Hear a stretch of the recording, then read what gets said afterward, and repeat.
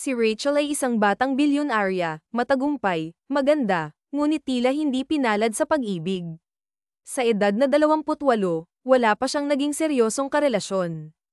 Ang mga lalaking minahal niya ay tila laging nawawala sa kanyang buhay, na nagdulot ng mga tanong sa kanyang isipan, may mali ba sa akin? Bakit walang nananatili? Dahil dito, nagpasya siyang umiwas na sa pag-ibig at sa mga lalaki. Ngunit may isang pangarap na nananatili sa kanyang puso, ang magkaroon ng anak. At ngayong gabi, sisimulan niya ang paghahanap ng katuparan nito. Rachel, ikaw talaga. Napaka-sexy at sobrang nakakaakit. Para kang Diyosa, kaibigan, puri ng kaibigan niyang si Jessica. Ngumiti si Rachel, bumaba sa hagdan ng may kumpiyansa, at hinalikan sa pisngi ang kaibigan.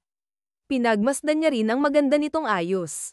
Alam kong maganda ako, kaibigan, pero ikaw, nangingibabaw ang ganda mo, sagot ni Rachel na may ngiti, na sinundan ng kanilang masayang tawanan.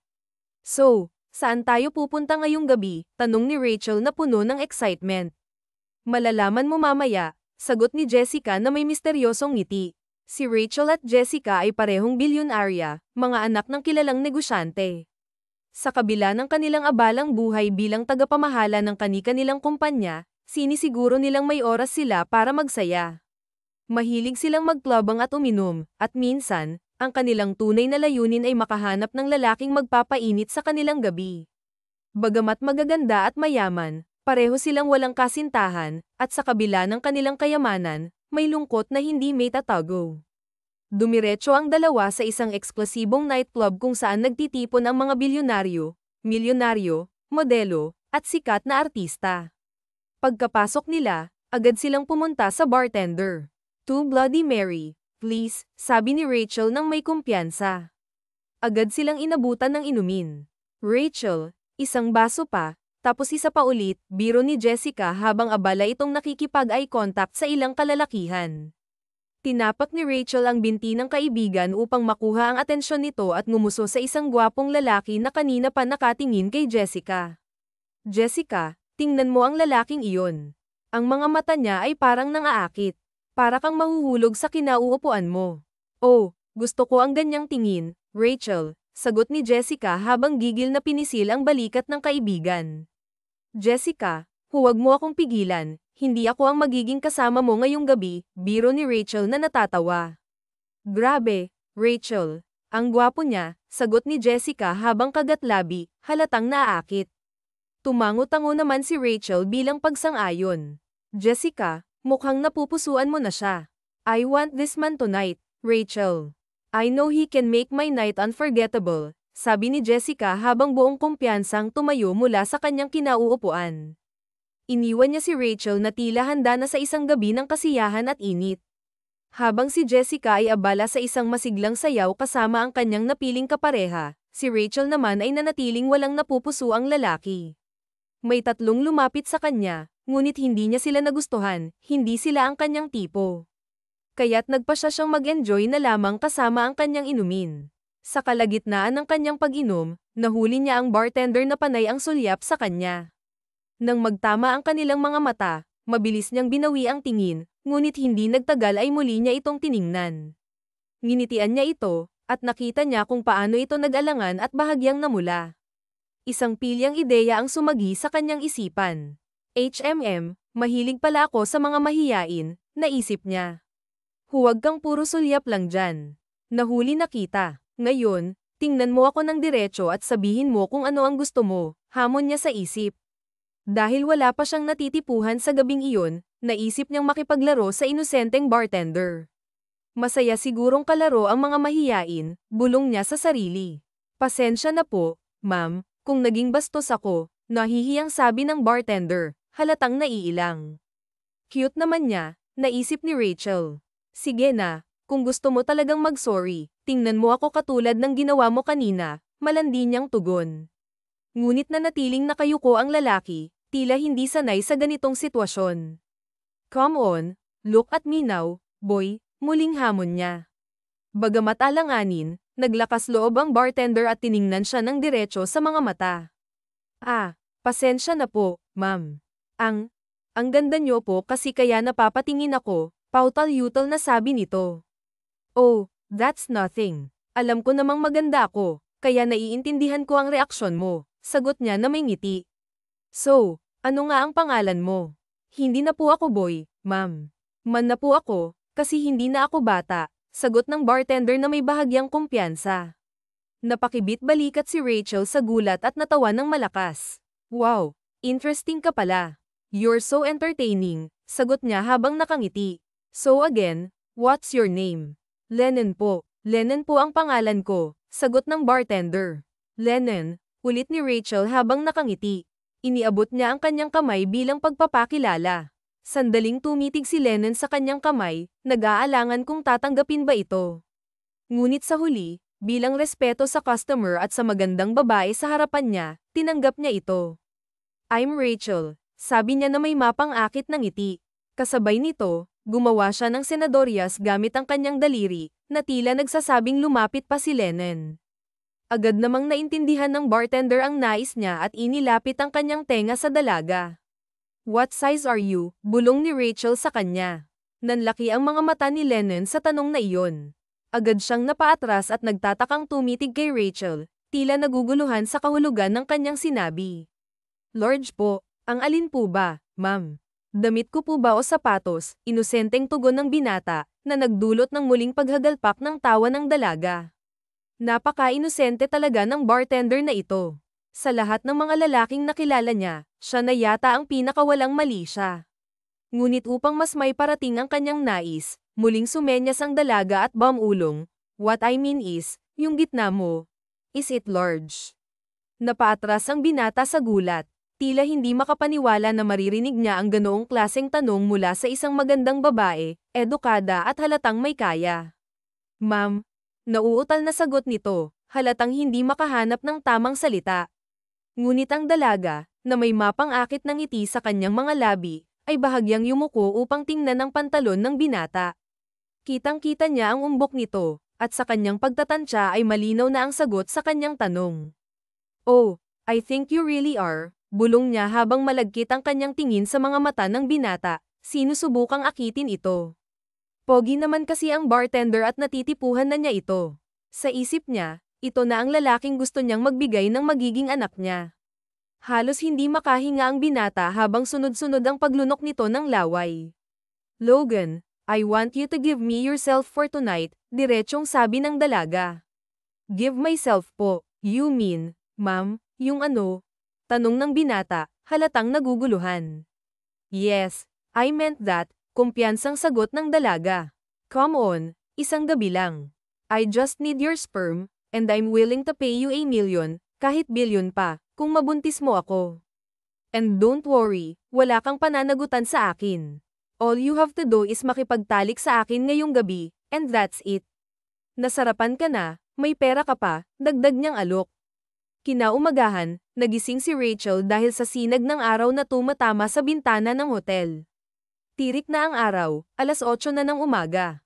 Nang iminulat niya ng husto ang kanyang mga mata, napagtanto niyang wala na ang lalaking kasama niya kagabi.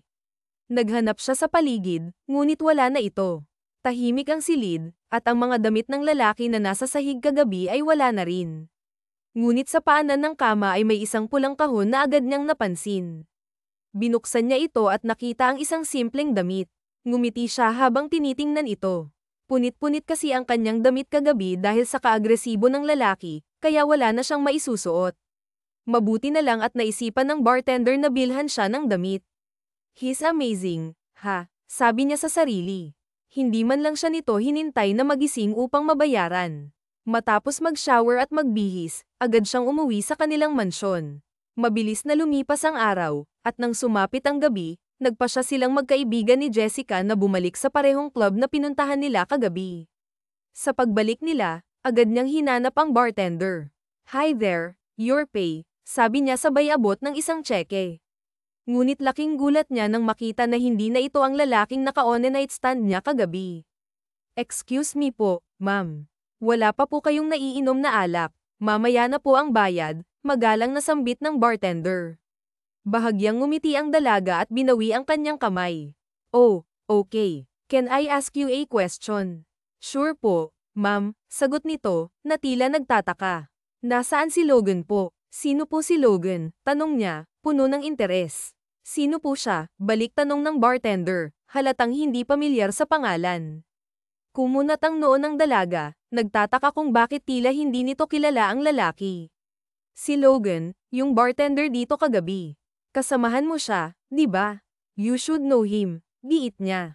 Ay ma'am, ako lang po ang bartender dito kagabi. Wala pong ibang nakaschedule, sagot nito na may halong pag-aalangan.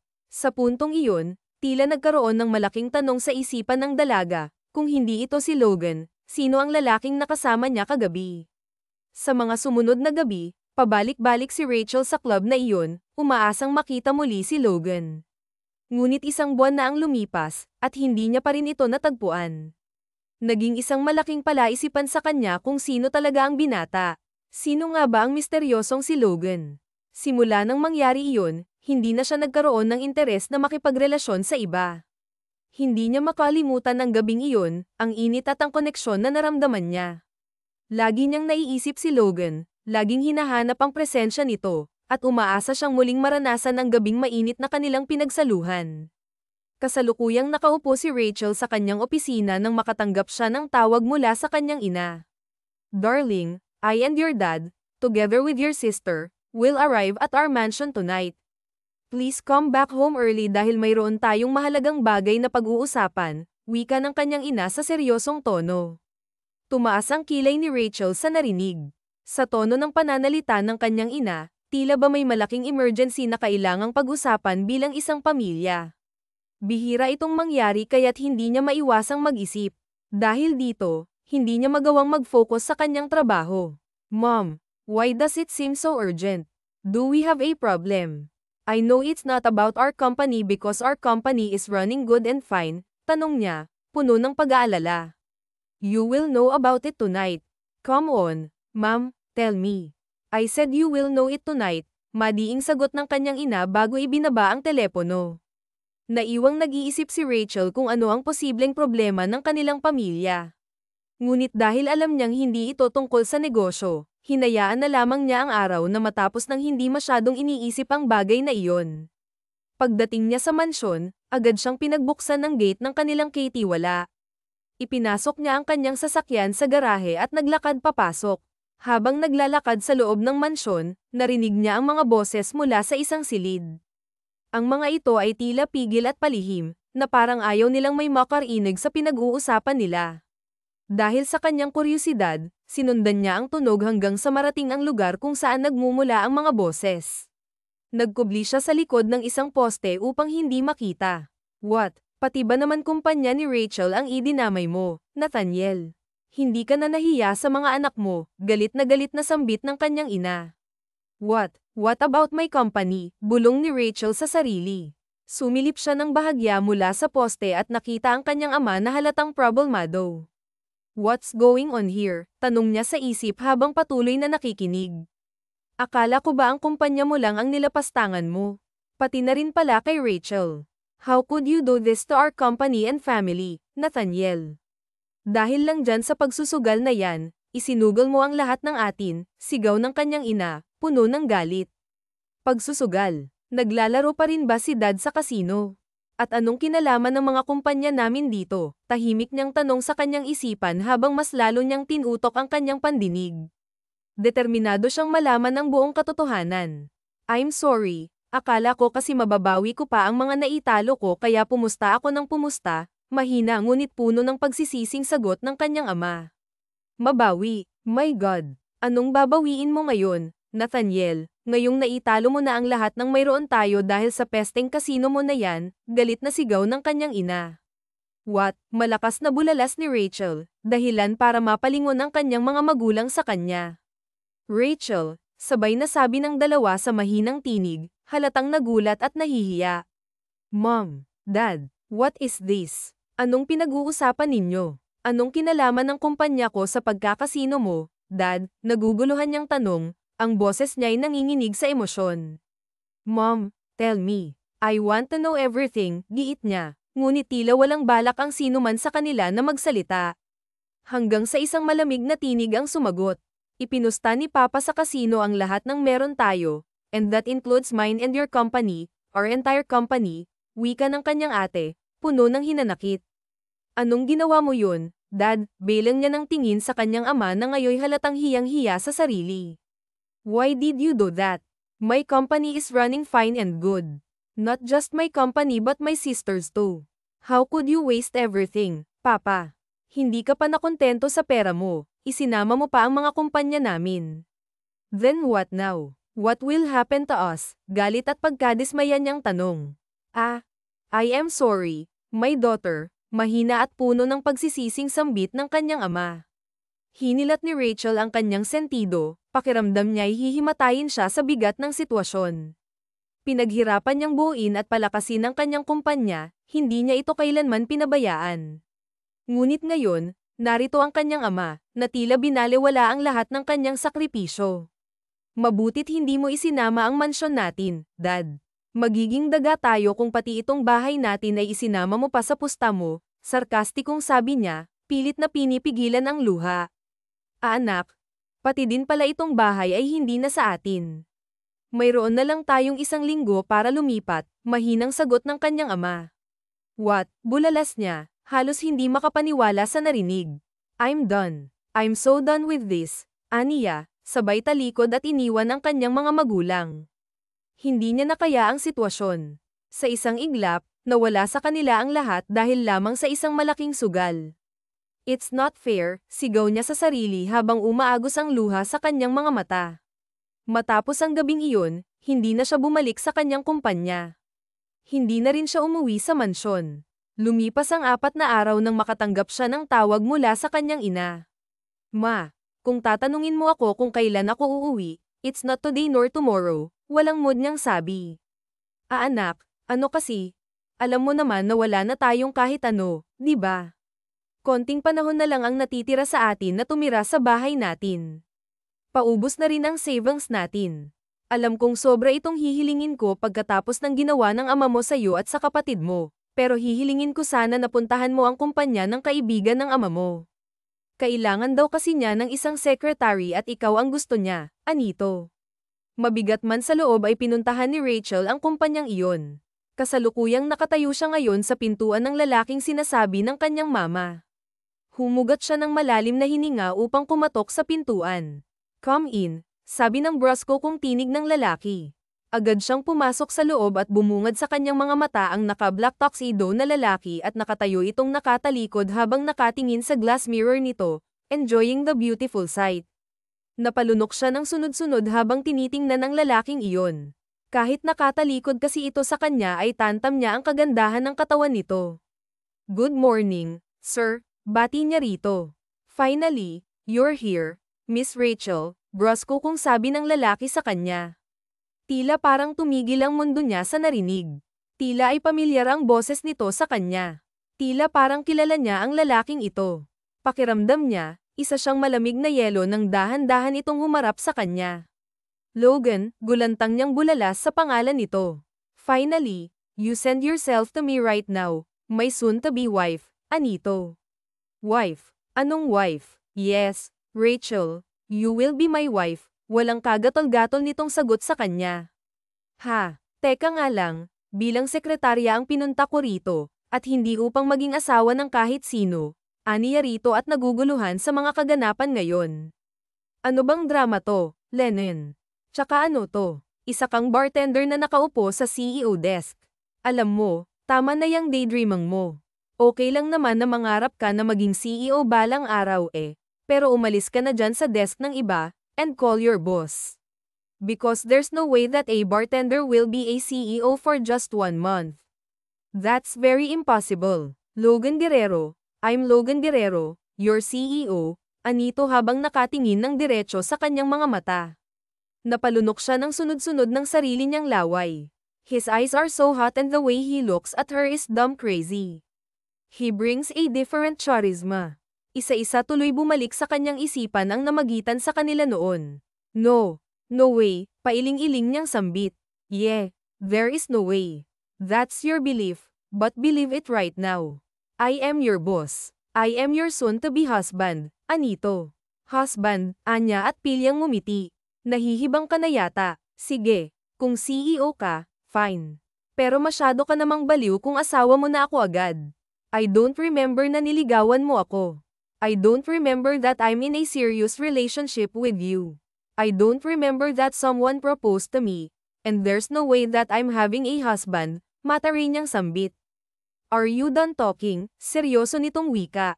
Ano ba kasing pakulo? Ano bang kagaguhan ang sinasabi mo sa akin? Sambit niya at nag-uumpisa na siyang mainis.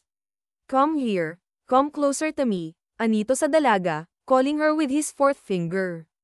Lumapit ang dalaga sa desk ng binata at may hinalughog lang itong mga papers sa maliit nitong kahon. Here, look at these papers, anito at isa-isang inilapag sa table ang mga papeles. Napakaunting tingin ni Rachel sa mga papers na hinalungkat nito na ngayon ay nasa mesa na. Look at it. You want to know the answer right now. Look at those papers. Napatitig ang dalaga sa mga papeles. What are you waiting for? Dugtong nito at isa-isang binasa ni Rachel ang mga nakalahad sa mga papeles. Habang binabasa ng dalaga ang lahat ng mga papers ay nagsasalubong ang kanyang mga kilay. Minasa niya ito ng paulit-ulit kung tama ba siya sa mga nababasa niya. Yes. A CEO like her who used to read so many papers ay first time nagduda sa papel na binabasa niya. She was shocked. Hindi niya magawang maniwala sa mga nakasaad sa papel. Matapos mabasa ang lahat ay napatingin siya sa binata, mga titig na puno ng katanungan. You want to ask me why I have those papers? Anito sa dalaga. Papaano? Bakit? Papanong nangyari to? Tanging sambit niya sa binata at nakita niya itong ngumisi. It's simple. The bartender you know is the owner of that club. And why do I have these papers? Or maybe you want to ask me why I own your company now and your family's company including your mansion, right, Anito? Your dad say to me and he bet all of your family's property. That's why I have those papers. Do you want to know why your mama sent you here? Dugtong nito. Pagkasabi ng mga katagang iyon ay tila namimilipit ang mga bituka ng dalaga. Tila parang nanuyot ang lalamunan niya, parang tumigil ang mundo niya. Wala pa nga itong sinasabi sa kanya pero parang winawasak na nito ang kanyang buong kaluluwa. Your daddy willing to bring back all of your property to his very own hand. He doesn't want to experience poverty and you know what he did. It was you, Anito. Ikaw ang kapalit ng lahat. He will own his company again without any hassle. Wika nito at hinawakan nito ang baba ng dalaga at pinaasya nito sa kanya. Look at me in my eyes so you will understand what my lips will say. Dugtong nito habang si Rachel naman ay titig na titig sa mga mata ng lalaki. He looks at her like he already owned her entire life. Your dad and I had a very special agreement, and it was you. He rippled for everything, mapapasakan niya, pero kapalit ang kanyang isang prinsesa, and that princess is you, baby. Anito sa dalaga and he kissed her neck. Nanlamig ang buong katawan ng dalaga sa nalaman. It can't be. There is no way na ipagpapalit ako ni Papa dahil lang sa pera. Anak niya ako, mahal niya ako, ani niya sa kanyang isipan. And then she realized na adopted lang pala siya ng mga ito. Her face is covered by sadness and tears. Hindi na nga niya napigilan ang lumuha sa harapan ng lalaki. Don't go to me, princess. I'm not my dad's princess, ampun niya lang ako. I'm not important to him, that is why I'm here in front of you, being bargained, ani niya sa lalaki with full of pain into her voice. Ano bang tungkulin ko sa'yo? Ang paligayahin ka. Sige, I will make your manhood happy right now, right here in your office, wika niya at isa-isang binuksan ang mga butones ng kanyang damit sa harapan ng lalaki. Stop! Kumando nito nang makita nito na binuksan ng dalaga ang zipper ng pantalon nito. Ngunit hindi nakinig ang dalaga. I said stop, dumagundong nitong wika. Gamitin mo ako. Ayaw mo na gagawin mo lang naman akong parausan mo kaya araw-arawin mo na ako at simulan natin ito ngayon, ani niya habang may pait pa rin sa mukha. I said stop it, anito sa galit na tinig. Wear your clothes. Wear it. You are here to be my wife, not as my war. Sabi nito at isinuot sa dalaga ang mga damit nito.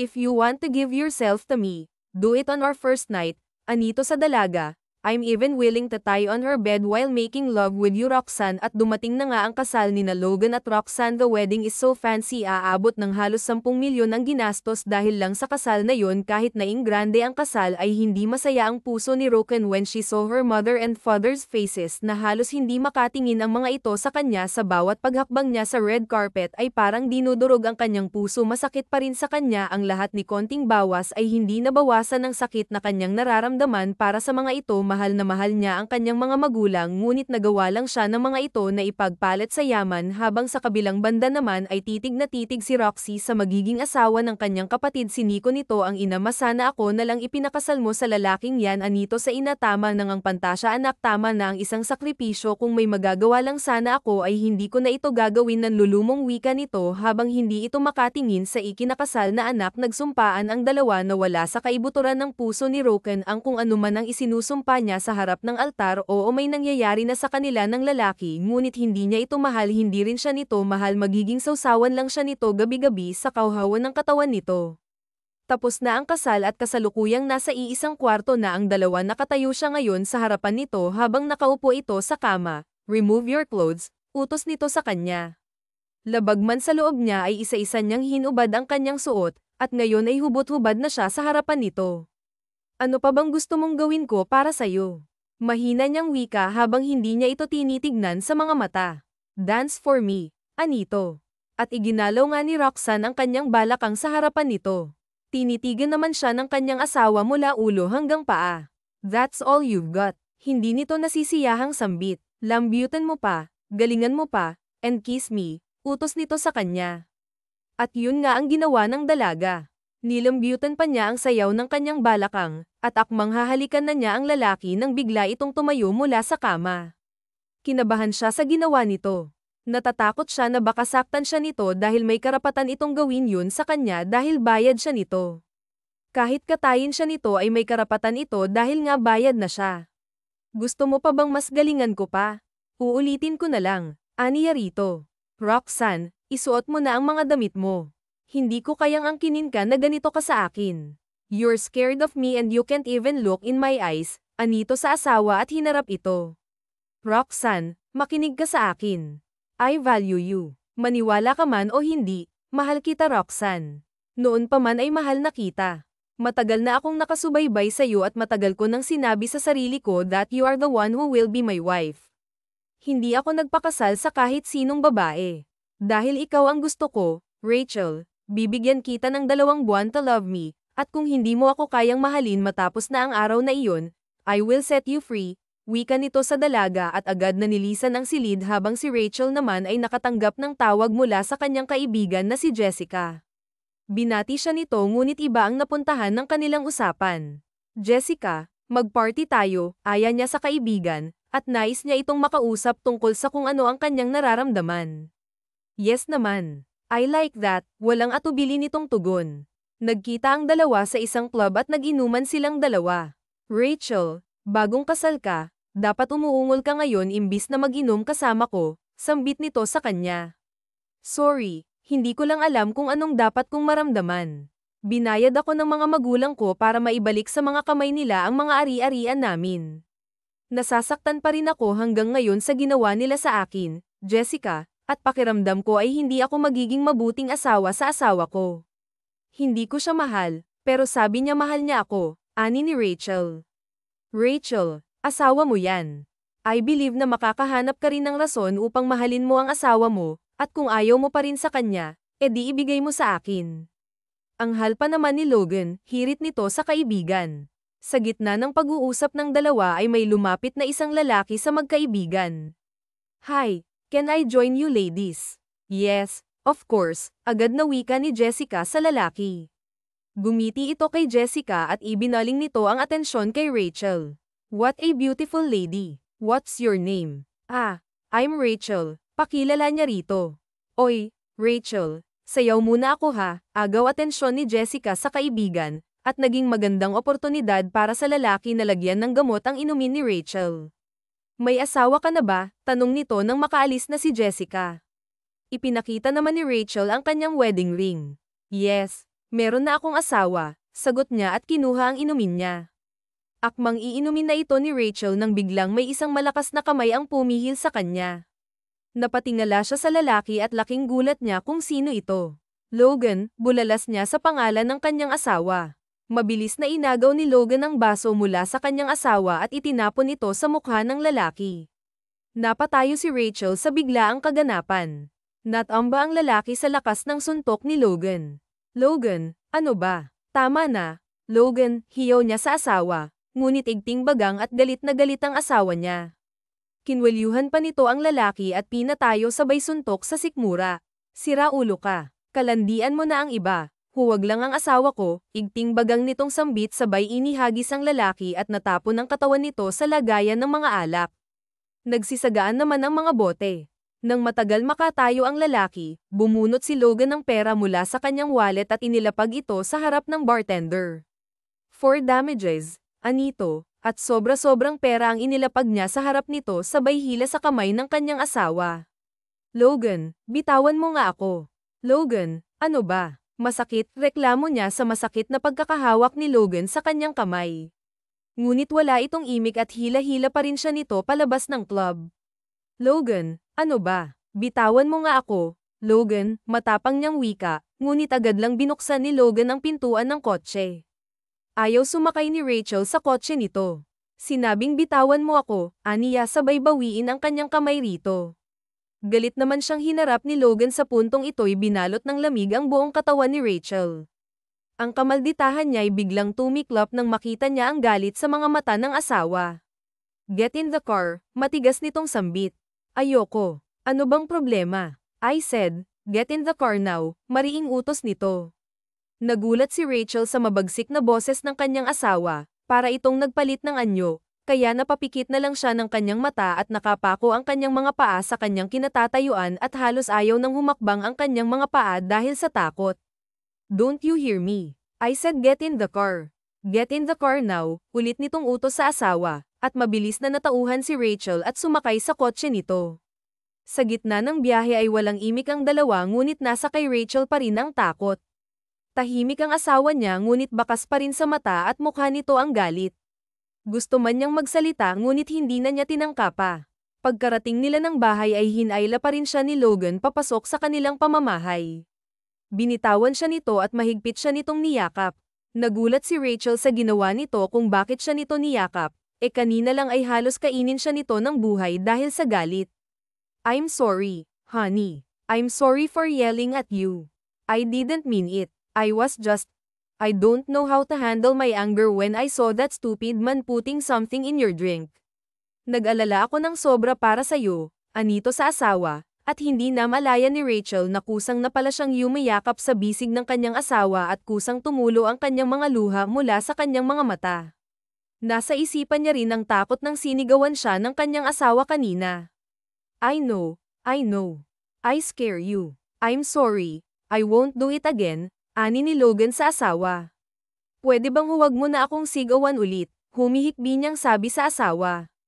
I promise, I won't. I won't ever again, sagot nito. Bagong kasal sina Rachel at Logan, ngunit walang apoy ng pagmamahalan sa pagitan nilang dalawa. Ang mansyon na tinitirahan nila ay tahimik at tila mga pipi ang nakatira. Nangangapa pa si Rachel kung paano maging isang asawa sa mabuti niyang kapareha. Kasalukuyang nasa pagkainan ng dalawa at ni konting pag-uusap ay wala sila. Han, basag katahimikan ni Logan. May pupuntahan pala ako ngayon. Titignan ko ang isang gubat na ibinebenta sa akin ngayon ng kakilala ko. Maganda raw yung gawing resort. Samahan mo naman ako, masuyo nitong aya sa asawa. Ah, sige, maikli niyang sagot. Tahimik nga ang pagsasama nila ni Logan pero ni isang beses ay hindi siya nito pinilit na makipagtalik. Nirerespeto siya nito at kung tutuusin ay mabuti itong asawa sa kanya kaya siguro ay bibigyan niya ng pagkakataon na mahalin niya ang asawa. Nasa likod sila ngayon ng kanilang mansyon at may dalawang private chopper ang nakaparada doon. Logan, bakit dalawang chopper? Tanong niya. Akala ko tayo lang. I guess hindi lang kayo. Kasama rin ako, wika ng isang lalaki na nasa pilot seat. Napatingin si Rachel sa lalaki at nagpalipat-lipat ang kanyang tingin sa lalaki at sa kanyang asawa. May kakambal ka, Logan, aniya sa asawa dahil hindi naman niya nakita ang lalaking ito sa araw ng kasal nila ng kanyang asawa. Bumaba ang kakambal ni Logan mula sa chopper. Hi, I'm Lucas, your husband's twin brother, wika ng lalaki sabay lahad ng kamay sa babae. Malugod naman iyong tinanggap ni Rachel. Bro, magaling kang pumili. Kung hindi mo ito asawa, ay magugustuhan ko rin ito, pilyo nitong wika sa nakatatandang kapatid. I wonder kung sinong babae kaya ang magpapatino sa'yo, Lucas, anito sa kapatid. Logan and Lucas is way too different. Kung loyal si Logan, ay playboy naman si Lucas.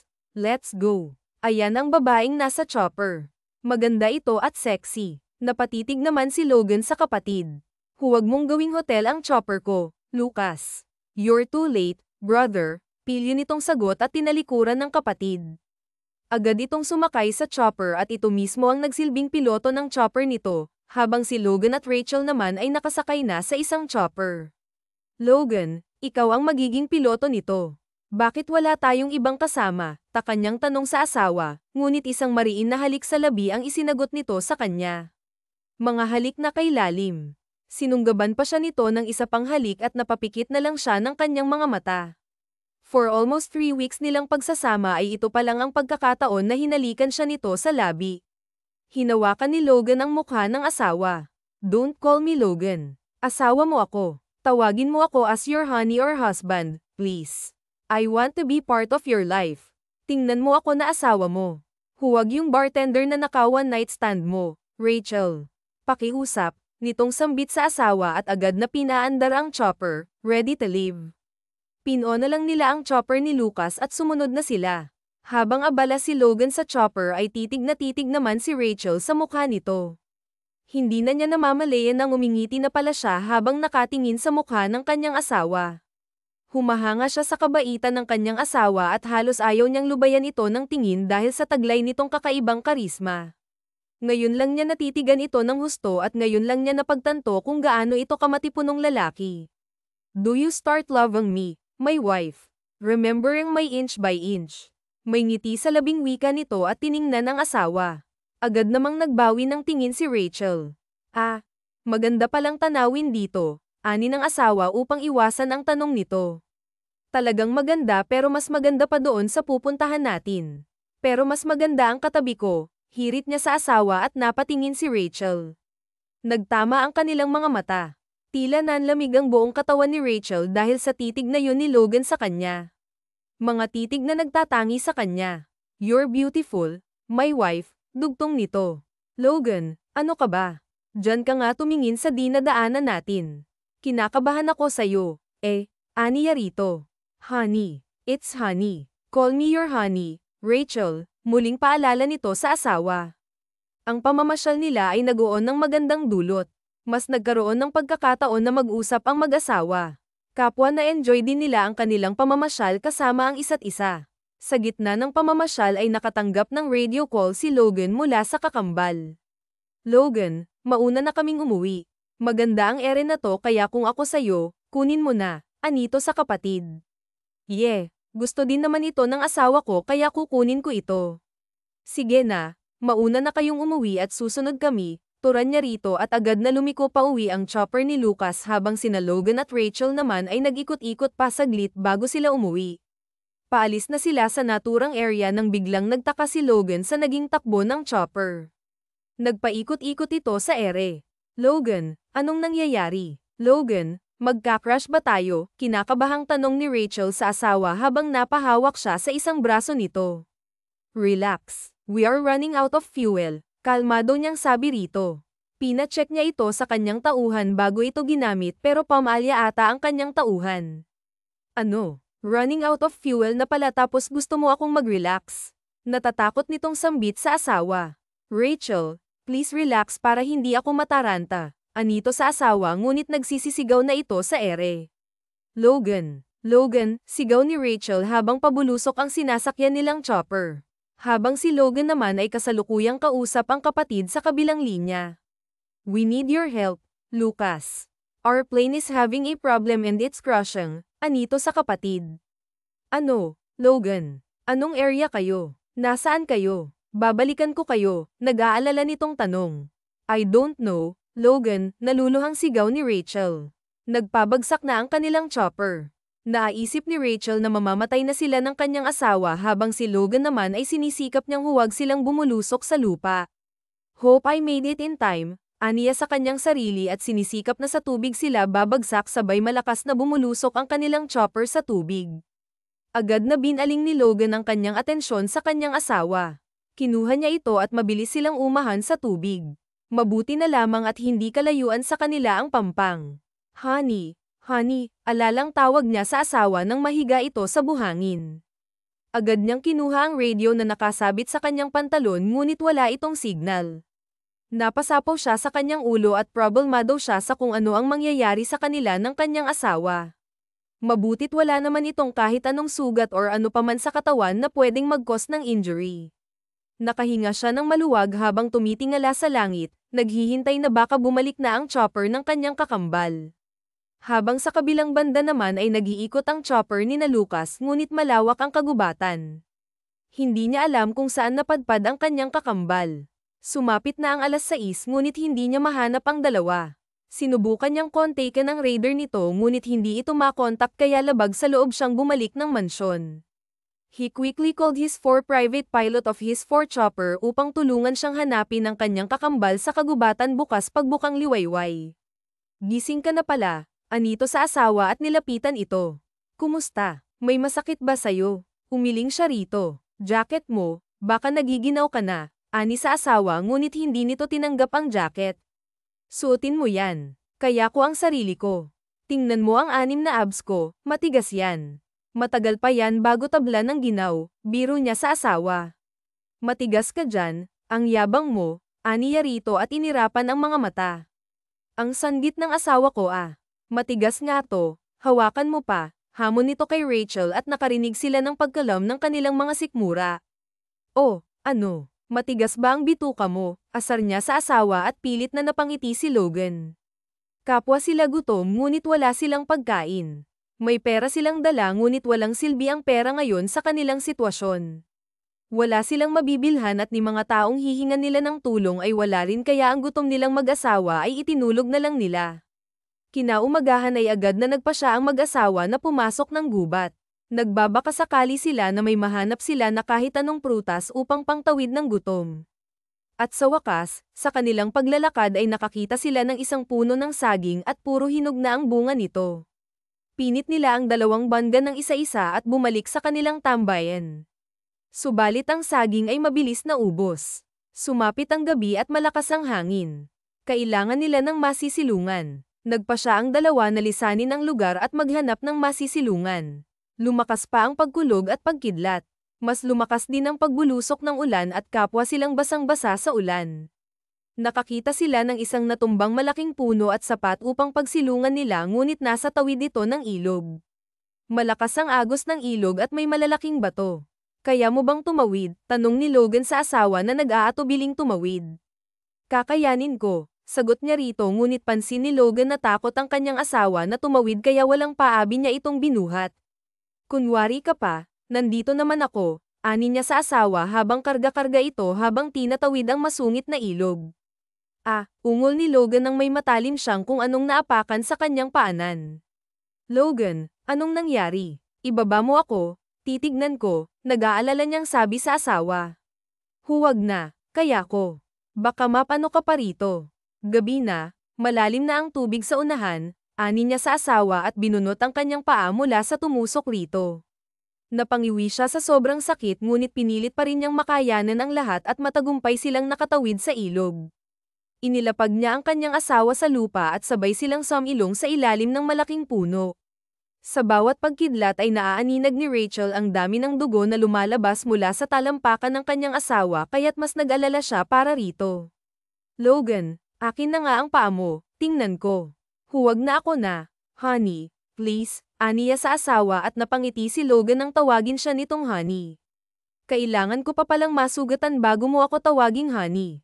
Kung alam ko lang sana ng mas maaga ay matagal na sana akong nagpasugot, pilyo itong sabi at walang ingat na dinampot ni Rachel ang paa ng kanyang asawa kaya napaungol ito dahil sa sakit.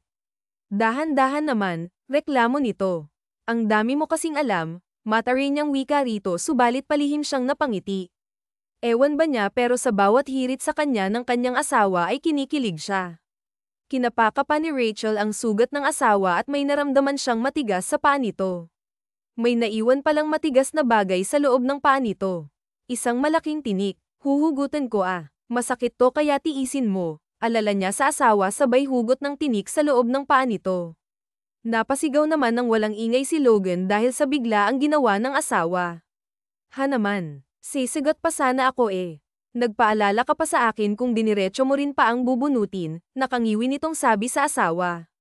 Ganun talaga para hindi masyadong masakit, dapat biglain, rason ito. Punit ni Rachel ang kanyang damit upang atali sa sugat ng asawa. Rachel, huwag na, wala ka ng damit. Baka mapano ka pa. Kailangan nating talian ang sugat mo, baka mapasukan pa to ng dumi at baka maimpeksyon pa. Wala tayong dalang medisina. Hindi natin alam kung kailan tayo makakaalis rito. Huwag mo akong alalahanin. Kaya kong tumagal sa ginaw, aniya rito. Hindi naman ako sa ginaw nag-aalala. Nag-aalala ako sa'yo. Kapag ganyan kalantad ang dibdib mo sa akin baka hindi ko mapigilan ang sarili ko na angkinin ka, banta nito sa asawa kaya walang kabog-abog na binitawan ni Rachel ang paa nito at napangiwi naman si Logan sa sobrang sakit ng kanyang sugat. Ha naman, masakit, reklamo niya. Ang dami mo talagang alam, mata Reno ika ni Rachel. Sa ilalim ng malakas na ulan ay magkatabi ang mag-asawa. Halos manginig na sa ginaw si Rachel kaya niyakap niya ang kanyang sarili. Halika rito, yayakapin kita, alok sa kanya ni Logan. Okay lang ako, tanggi niya. Sabi nga yakapin nga kita, komando ni Logan sabay hila sa kanyang asawa at mahigpit itong niyakap. Oh, huwag ka nang pumalag. Ikaw na nga itong niyayakap ayaw mo pa. Alam mo bang maraming mga babae ang may gusto sa yakap ko pero ikaw lang ang binigyan ko, pagyayabang nito. Dami mong alam, higpitan mo na lang kaya ang yakap mo sa akin. Utos ni Rachel sa asawa at napangiti si Logan. Ah, ayaw-ayaw pa, gusto naman pala, wika niya sa kanyang isipan at hinigpitan ang pagkakayakap sa kanyang asawa. Magkasalong ay nalalayan ng mag-asawa ang isa't isa sa ginaw na bumabalot sa kanila hanggang sa kapwa sila nakatulog. Sa gitna ng gabi ay tumila na ang ulan at nagising si Rachel. Logan, hon, alala niyang tawag sa pangalan nito nang mapansing ginaw na ginaw ito. Idinampi niya ang kanyang palad sa noon nito at halos mapaso ang kanyang balat sa sobrang init nito. Pakiramdam niya ay kukumbinsihin ng mataas nitong lagnat ay ang sugat nito sa paa. Anong gagawin ko? Halos maiyak niyang wika sa kanyang sarili. Sa lagay ng kanyang asawa, inalis niya ang tali nito sa sugat nito sa paa at kumuha siya ng tubig gamit ang dahon at nilinisan niya ang sugat nito sa paa dahan-dahan at maingat niya itong nilinisan. Muli niyang pinunit ang kanyang damit at itinali ito sa paa ng kanyang asawa. Wala silang medisina at sobrang giniginaw si Logan kaya ang yakapin ito ang tangi niyang ginawa. Buong gabi niyang binantayan ang asawa hanggang sa unti-unti nang bumaba ang lagnat nito bago siya nakatulog. Kinaumagahan ay nagising si Logan at gulantang siya sa kanyang nakita nang bumungad sa kanyang harapan ang grupo ng mga kalalakihan. Mga nakabahag lang ang mga ito at may mga hawak pa itong itak at ang iba naman ay may hawak na matatalim na bagay na gawa sa kahoy. Tinapak-tapik niya ang kanyang asawa at nagising na si Rachel. Bumangon ito mula sa pagkakahiga at agad nitong kinapa ang noon ng asawa. Mabutit wala ka ng lagnat, aniya rito. Rachel, nasa kapahamakan yata tayo, wika ni Logan sa asawa at napatingin si Rachel sa gawi kung saan nakatingin si Logan. Gaya ni Logan ay nagulantang rin si Rachel sa mga nakita. Logan, sino sila? Natatakot na wika ni Rachel nang makita ang mga kalalakihan na may hawak na mga mapanganib na armas. Hindi ko alam, tingin ko ay isa silang tribo, sagot niya sa asawa. Sumenyas ang tila leader ng grupo at walang kagatol-gatol silang pinagdadampot ng mga ito. Nagsisisigaw si Rachel at sinubukan pang lumaban ni Logan subalit mahina siya at hindi siya makagalaw ng maayos dahil sa malalim na sugat sa kanyang paa. Dinala sila ng mga ito sa kuta ng mga ito. Iniharap sila ng mga ito sa lalaking itinuturing nilang nakatataas. Sino ang mga taong ito? Masuring tanong ng pinuno sa kanyang nasasakupan. Hindi po namin sila kilala. Nang dakpin namin sila'y wala silang mga kahit anong mga armas. Parang hindi naman sila mapanganib na tao, wika ng isa at napatitig ang pinuno kay Logan. Itong lalaki, gusto ko siya. Gusto ko siyang maging asawa ng anak ko. Gusto ko ang maganda niyang mata.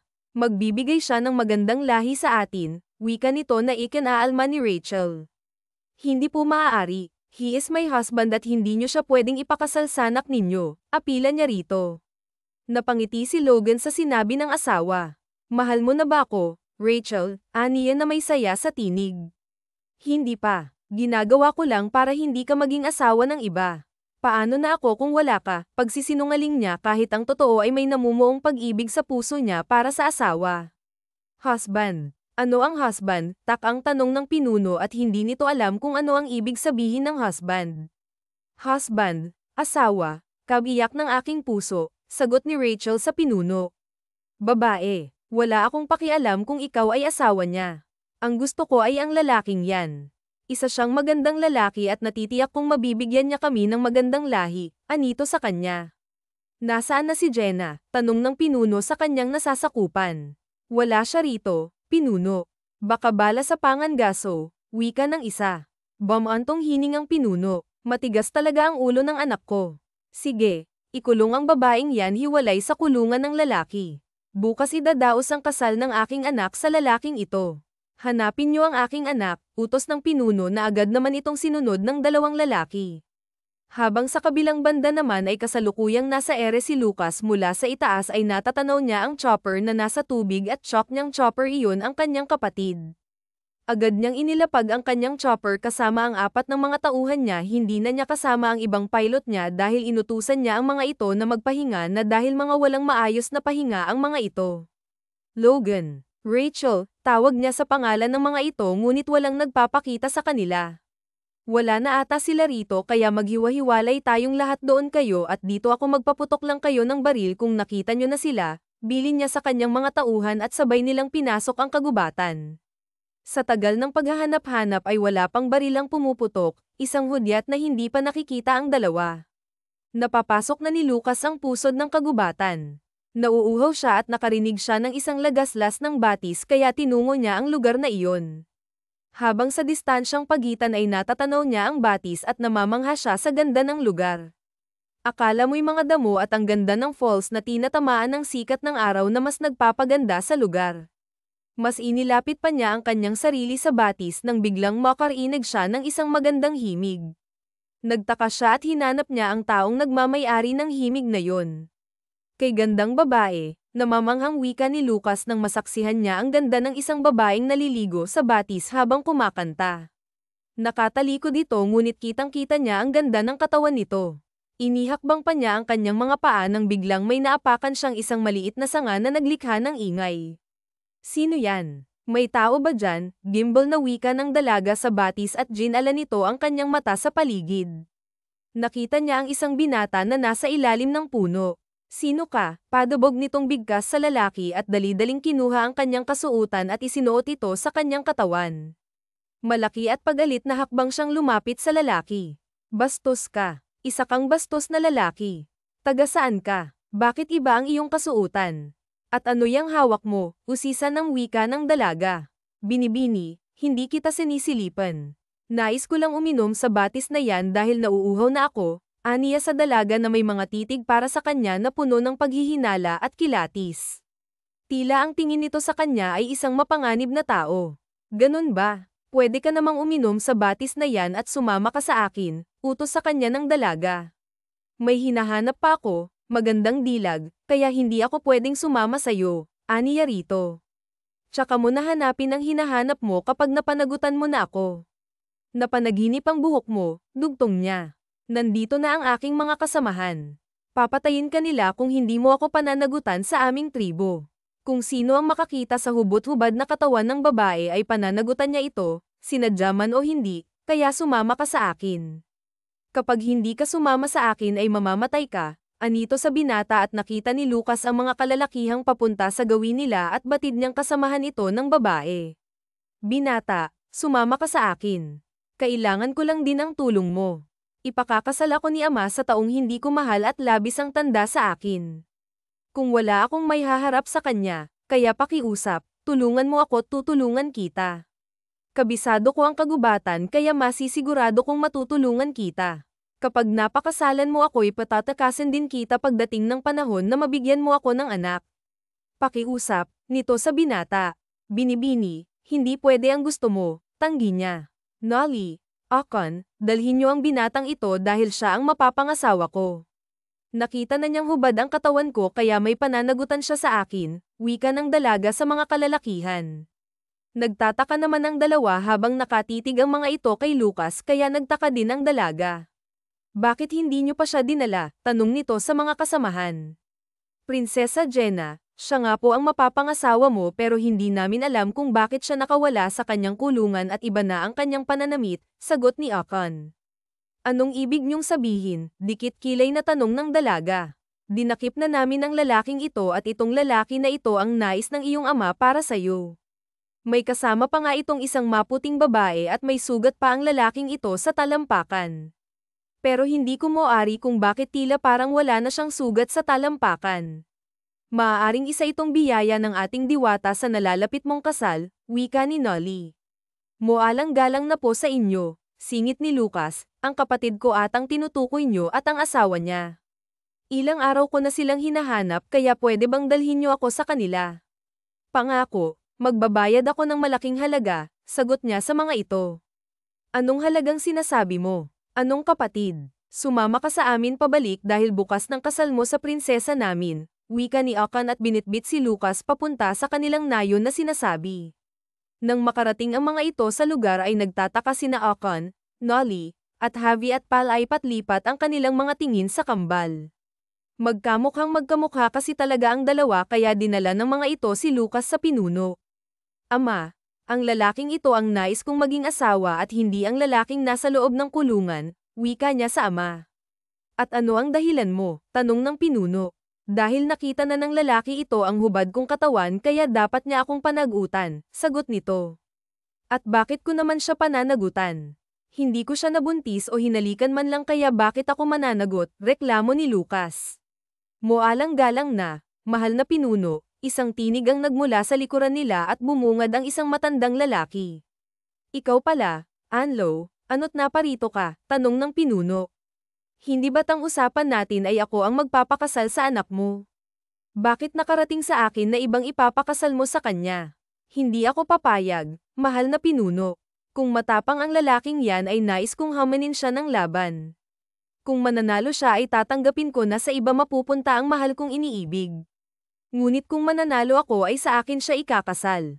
Sa ganitong paraan, patas ang laban, anito sa pinuno at pumayag naman ito sa nais ng lalaki. Dumating na nga ang araw ng tagisan ng lakas ni Lucas at ng katunggali nito. Nanalo ang binata sa unang araw ng labanan. Kasalukuyang nasa kulungan din si Lucas, katabi ang kulungan ni Rogan at Logan. Lumapit si Javi kay Rogan at may dala itong pagkain. Ganon din ang ginawa nito sa asawa nitong si Logan. Kasunod noon ay lumapit ito kay Lucas. Lucas ang ngalan mo, hindi ba? Aniya sa binata at tumango ito bilang tugon. Sabi mo ayaw mong makasal sa akin. Bakit mo ipinanalo ang laban? Sabi mo kailangan mo ng tulong ko di ba? At noong nakita kong ipapakasal sa iyo ay naisip ko na kailangan talaga kitang tulungan. Huwag kang mag-alala, gagawin ko ang lahat para manalo, aniya sa dalaga. Salamat, sagot nito sabay ngiti. Napapitlag si Lucas dahil sa matamis ng ngiti ng dalaga, pakiramdam niya ay kumabog ng mabilis ang kanyang puso. Lumapit si Jenna kay Logan.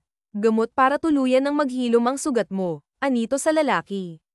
Jenna, maraming salamat, ang buti mo, sagot ni Logan at umalis na ang dalaga. Kinabukasan ay isagawa ulit ang pagtutuos ng dalawa. Muling nanalo si Lucas kaya siya ang ipinakasal kay Jenna. Matapos ng kasal ay lumapit si Lucas sa mahal na pinuno. Ama, pwede po bang dalhin ko si Jenna sa kinalakihan naming lugar? Tutal, asawa ko na siya. Maaari po ba ang nais ko? Walang anuman sa akin basta bumisita kayo rito minsan, sagot nito at buong pahintulot na pinayagan ito sa nais nito at pinakawala na rin sina Logan at Roken. Sinasamahan ng 5 katribo ang 4 palabas ng gubat. Mga kasama, maayos na kami rito. Pwede na kayong bumalik, utos niya na sinunod naman ang mga ito. Tuluyan nang nakalabas ang 4 sa gubat. Anong klaseng hayop yan? Takot na bigkas ni Javi nang makitang isang chopper. Nagtago pa ito sa likod ni Lucas. Mangangaso si Javi ngunit isang bagong hayop para sa kanya ang chopper at sobrang laki pa nito. Napatawa ng malakas si Lucas at ginulo ang buhok ng asawa. Hindi hayop yan. Huwag kang matakot. Anes sa asawa at nagising naman ang kanyang mga tauhan. Sumakay na sila sa chopper at agad na umalis. Ginagap ni Logan ang kamay ng asawa. Roxanne, I love you, sabi nito. Nagtaka si Roxanne kung bakit may lungkot sa mga mata nito. Habang sa kabilang banda naman ay ang ingay ni Jenna, kasisigaw sa loob ng chopper at kapit na kapit ito sa kanyang kinauupuan habang nakatitig sa ibaba. Takot na takot itong mahulog mula sa chopper.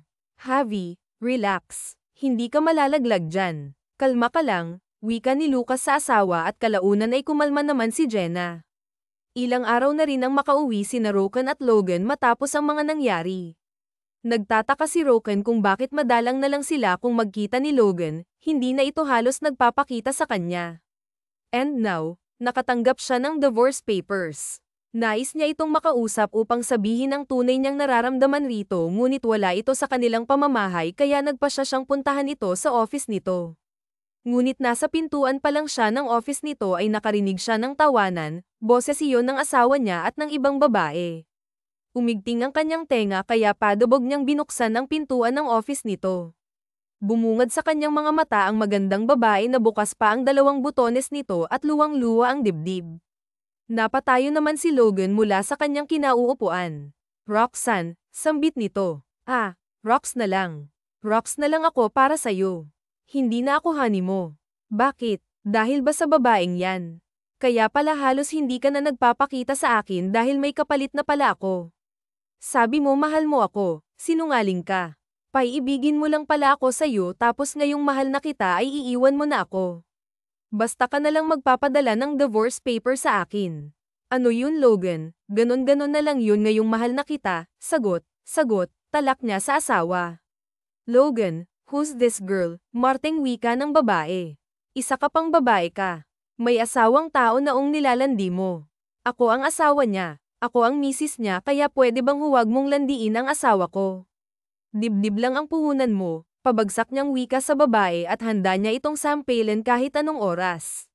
Logan, you didn't tell me na ganito pala ka-paranoid ang asawa mo.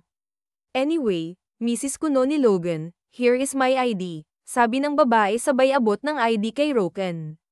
Tinanggap ito ni Roken. Mabuti at may ID ka pa, mas madali kong mahanap ang pagkatao mong malaman. Hindi niya natuloy ang nais niyang bigkasin nang mabasa ang ID ng babae, kapareho ng apelyido nito ang apelyido ng kanyang asawa. Ano? Magkadugo kayo, dilat matang bigkas niya at halos matuno siya sa hiya sa harapan ng dalawa.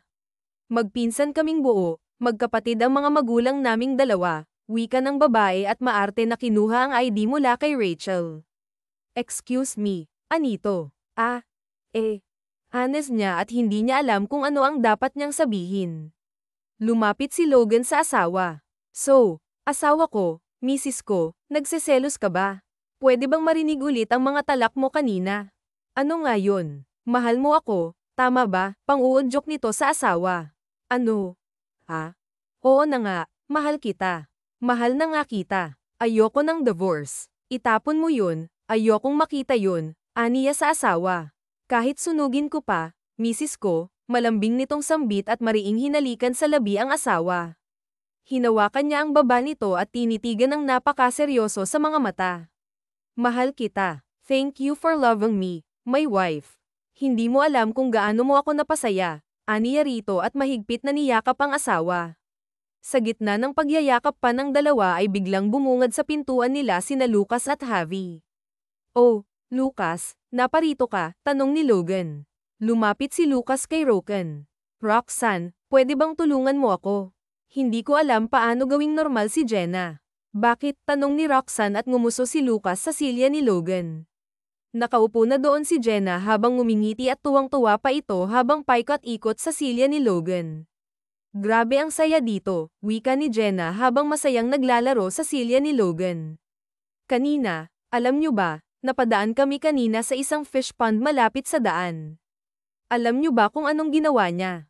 Tumalon siya at nanghuli ng isda. Kumas yung wika ni Lucas kay Roken, sabay namang nagtawanan si Logan at Roken at naiiling na lang sa nakakaawang itsura ni Lucas na bakas ang konsumisyon sa kanyang asawang si Jenna. Huwag kang mag-alala Lucas, ako ang bahala sa kanya, sagot naman ni Rachel at commendat pa ito kay Lucas na tila ba siya ang magiging fairy godmother ng asawa nito. Makalipas pa ang isang buwan, ngayon ay nasa harap na ng pari si Logan at Rachel.